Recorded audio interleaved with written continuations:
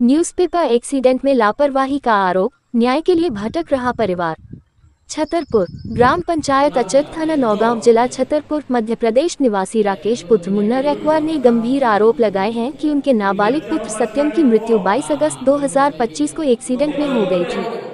घटना की रिपोर्ट थाना महोबकंठ में दर्ज कराई गई थी, लेकिन आज तक विवेचना अधिकारी ने अभियुक्त छोटू पुत्र पप्पू अहिरवार निवासी तेया थाना महोबकंठ जिला महोबा को गिरफ्तार नहीं किया है और न ही दुर्घटनाग्रस्त HF डीलक्स मोटरसाइकिल को कब्जे में लिया गया है।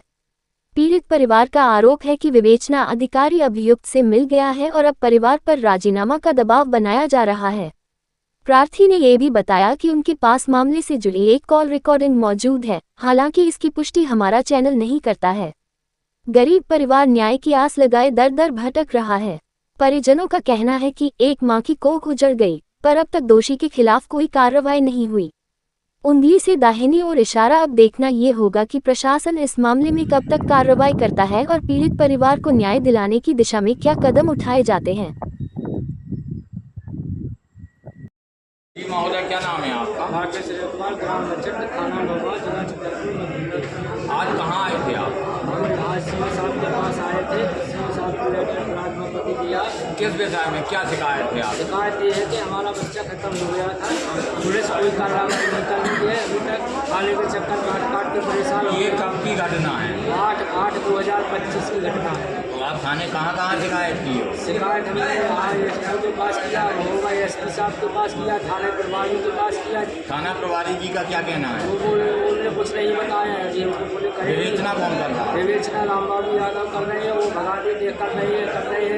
ग्वालियर जाओ, पोस्टमार्टम की रिपोर्ट ले आओ। तो जो एक्सीडेंट में बच्चा एक्सपायर हो गया? हाँ, एक्सपायर हो गया बच्चा। तो अब आप क्या चाहते हो? उसको गिरफ्तार करवाना तो चाहिए। अभी तक गिरफ्तारी नहीं हुई? अभी तक कुछ नहीं किया है उन्होंने। क्या आश्वासन मिला है? आप अधिकारियों के पास में गए, कप्तान महोदय के पास में? कुछ किसी ने कुछ नहीं बताया है।